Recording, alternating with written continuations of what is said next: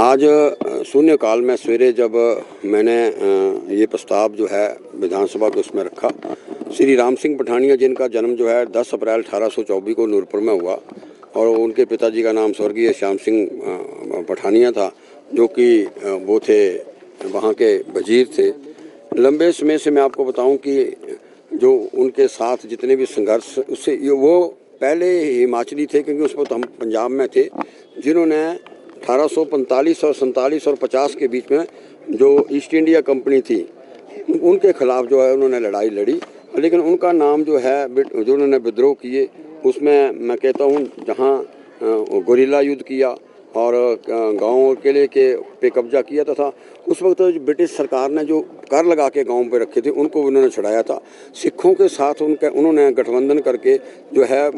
है ब्रिटिश को भगाने की उन्होंने कोशिश की। 3 युद्ध उन्होंने लड़े। बमौर का युद्ध, जिसमें राम सिंह की सेनापतियों ने ब्रिटिश गढ़ के हमला किया और कई सैनिकों को मार डाला उस वक्त 1845-1850 में। और वहाँ के उस बमौर के युद्ध से उन्होंने जो हमारे लोकल लोगों के ऊपर ब्रिटिश सरकार ने कर लगा के उनसे मुक्त हुआ था। चंबा का युद्ध लड़ा, चंबा के किले को उन्होंने घेर लिया और वहाँ पहली बार इस धरती पे हुआ कि ब्रिटिश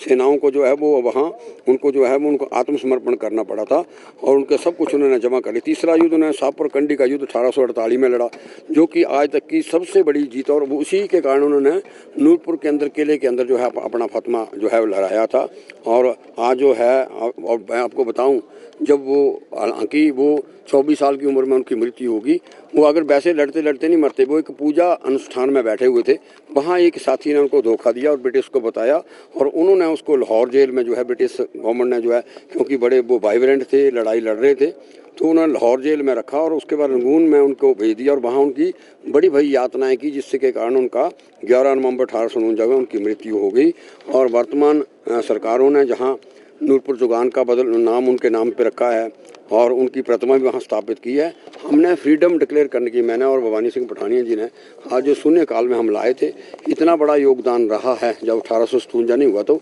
आज, और उप मुख्यमंत्री और आदरणीय स्पीकर साहब ने भी जो जिस तरीके से कहा कि हम हिमाचल प्रदेश की सरकार जो है इसकी कॉग्निजेंस लेगी और उस लिस्ट में इनको शामिल करेंगे, तो